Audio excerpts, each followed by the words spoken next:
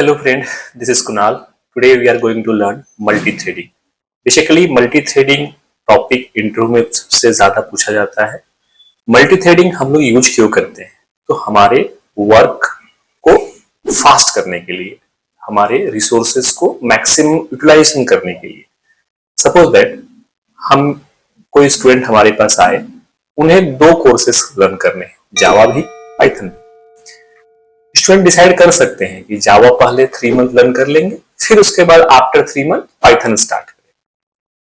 तो ये हो गया सिंगल थ्रेडेड, हम वी कैन कंसीडर इट कि एक बार कंप्लीटली 3 मंथ जावा ही लर्न किया, आफ्टर दैट फिर से उन्होंने नेक्स्ट 3 मंथ पाइथन ही लर्न किया। बट मल्टी थ्रेडिंग क्या बोलता है कि अगर आपको पॉसिबल है तो आप ये दोनों ही चीजें पैरेलली करो, सो दैट कि ये 3 मंथ में ही दोनों चीजें आप फिनिश कर सकते हो। आप अपने रिसोर्सेस का मैक्सिमम यूटिलाइजेशन कर सकते हो। आप जो लैपटॉप यूज कर रहे हैं, जो आपका टाइम, जो आपका यहाँ एकोमोडेशंस है, वो सारा चीज, जो ट्रैवलिंग है, ये सारा चीजें आपका मैक्सिमम यूटिलाइजेशन हो पाएगा, है ना। दैट्स व्हाई ये मल्टी थ्रेडिंग को हम लोग अपने एप्लीकेशंस में यूज करते हैं। इससे हमारा जो वर्क टाइम है, जो उसकी रनिंग टाइम है, वो 5x से बढ़ जाता है, राइट। नाउ मैं आपको एक एग्जांपल के थ्रू समझाना चाहूंगा। मैं पहले आपको सिंगल थ्रेडेड दिखाऊंगा कि कैसे लोग अगर 1 बाय 1 करते हैं तो पहले वो जावा पूरा 3 मंथ के लिए कैसे लर्न कर रहे हैं, फिर पाइथन 3 मंथ के लिए कैसे लर्न कर रहे हैं, मैं पहले वो दिखाता हूं। फिर सेम एप्लीकेशन में मैं मल्टी थ्रेडिंग अप्लाई करता हूं और फिर जाकर मैं उसे आपको आउटपुट के रूप में डिफरेंस आपको अंडरस्टैंड करा के देता हूं। ना अभी हम लोग अपने इस मल्टी थ्रेडिंग के कंसेप्ट को प्रोग्रामेटिकली अपने सिस्टम पे देखने जा रहे हैं। मैं आपको बहुत सिंपल एग्जांपल लेके पहले सेम प्रोग्राम को सिंगल थ्रेडेड करके दिखाता हूँ, फिर मल्टी थ्रेडेड करके दिखाता हूँ। दोनों के आउटपुट को देख के आपको अंडरस्टैंडिंग होगा और आप खुद से मल्टी थ्रेडिंग का प्रोग्राम लिख पाओगे। नाउ सबसे पहले मैं 2 क्लास क्रिएट किया हूँ, एक लर्निंग कोर्स और एक टेस्ट। नाउ मैं कोई मल्टी थ्रेडिंग फर्स्ट में यूज नहीं कर रहा हूं, मैं आपको सिंगल थ्रेडेड दिखाने जा रहा हूं। मैंने एक वेरिएबल डिक्लेयर कर दिया जिसका नाम रख दिया मैं सब्जेक्ट। आप किसी भी नाम से वेरिएबल रख सकते हो। नाउ इस इंस्टेंस वेरिएबल को मैं कंस्ट्रक्टर से इनिशियलाइज करने जा रहा हूं। कंस्ट्रक्टर से आपने बहुत बार इनिशियलाइज किया होगा, राइट। कंस्ट्रक्टर से इनिशियलाइज करने का एडवांटेज है कि हमें ऑब्जेक्ट टू ऑब्जेक्ट अलग अलग हम वैल्यू दे सकते हैं। नाउ स्ट्रिंग हमने क्या किया, सब्जेक्ट। नाउ अभी हमें दिस का हेल्प लेते हैं इंस्टेंस वेरिएबल को पॉइंट करने के लिए, और लोकल को तो डायरेक्टली हम लोग नाम से पॉइंट कर सकते हैं।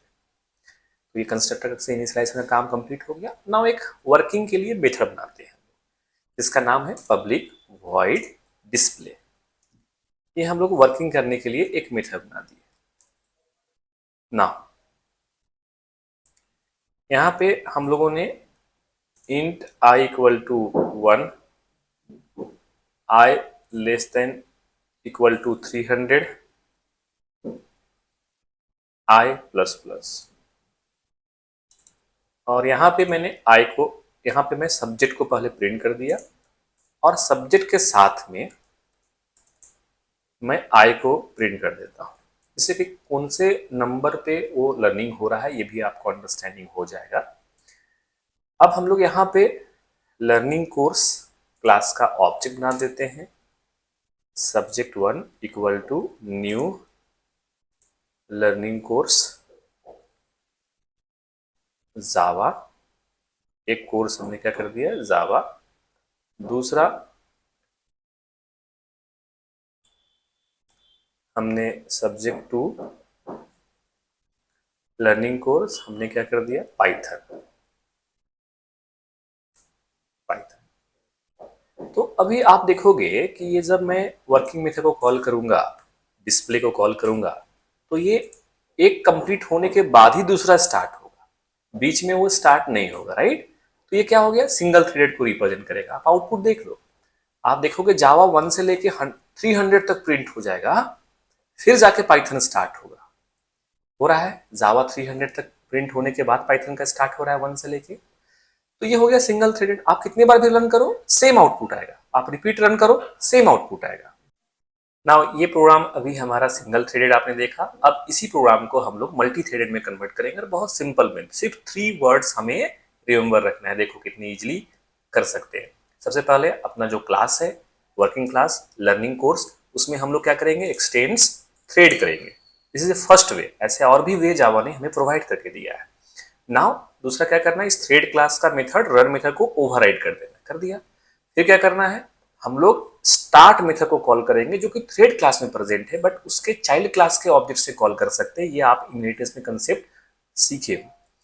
नाउ अब अगर मैं इस प्रोग्राम को रन करूंगा तो आप देखो कि ये दोनों ही चीजें पैरेलली एग्जीक्यूट हो रहे हैं। कुछ आपको पाइथन के आउटपुट दिख रहे हैं, कुछ जावा के आउटपुट दिख रहे हैं मिड में। इट मींस दोनों भी चीजें पैरेलली एग्जीक्यूशन हो रहा है। इस प्रोग्राम को हम लोग मल्टी थ्रेडेड प्रोग्राम बोलते हैं। इसी प्रोग्राम को हम लोग बोलते हैं क्या कि more than 2 task executed parallelly बोल सकते हैं, with in a single application बोल सकते हैं। नाउ कितना सिंपल है आप बताइए कि आपने बहुत बार क्लासेस को एक्सटेंड किया होगा, तो आपने थ्रेड क्लास एक्सटेंड कर दिया। आपने बहुत बार किसी क्लास के मेथड को ओवरराइड किया होगा, आपने रन मेथड को ओवरराइड कर दिया। आपने उसके बाद स्टार्ट मेथड को कॉल कर दिया, राइट। बस इतना ही, सिर्फ 3 वर्ड से हमारा एक नॉर्मल बिगिनिंग हम मल्टी थ्रेडिंग का प्रोग्राम कर सकते हैं। नाउ अब कुछ क्वेश्चन इंटरव्यू में पूछे जाते हैं जो कि मैं अभी कवर अप करने जा रहा हूं। अगर आपसे कोई पूछा जाए कि ऑलरेडी कोई स्टार्ट थ्रेड है, उसको फिर से दोबारा से स्टार्ट किया जाए तब क्या होता है, राइट। ऑलरेडी स्टार्टेड है ना, दोबारा से स्टार्ट करेंगे तो क्या होगा बताइए। तो इलीगल थ्रेड स्टेट एक्सेप्शन आएगा।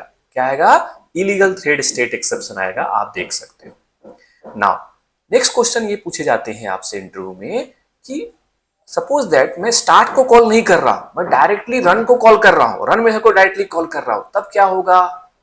और ये सिनर्जिप कंपनी में पूछा गया क्वेश्चन है।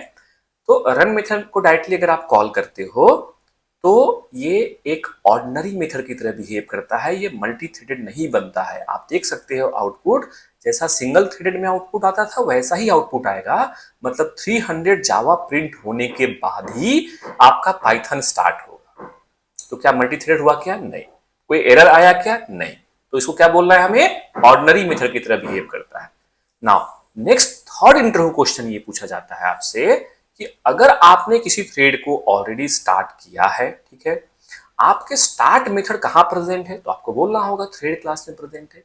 उस स्टार्ट मेथड के अंदर क्या कोड लिखा गया होगा, तो उस स्टार्ट मेथड के अंदर जो कोड लिखा गया है, फर्स्ट थ्रेड शेड्यूलर के पास रजिस्टर करने का कोड लिखा गया है। सेकेंड जो है रन मेथड को कॉल करने का कोड लिखा गया है। बिकॉज ऑफ दैट कंट्रोल यहां पे आ पाता है। नाउ फोर्थ इंटरव्यू क्वेश्चन ये पूछे जाते हैं कि रन मेथड जो हमने ओवरराइड किया वो थ्रेड क्लास में रन मेथड में क्या कोड लिखा गया है। तो नॉर्मल वो थ्रेड मेथड में ब्लैंक है, कुछ भी कोड हमारा वहां नहीं लिखा गया है, रन मेथड खाली प्रेजेंट है वहां। मेरे मल्टी थ्रेडिंग के कंसेप्ट अगर आपको पसंद आए हो और आपको आगे भी ऐसे कोडिंग सीखने हैं तो आप मेरी वीडियोस को सब्सक्राइब कीजिए, शेयर कीजिए नाउ, और आगे भी आप हैप्पी कोडिंग करते रहिए।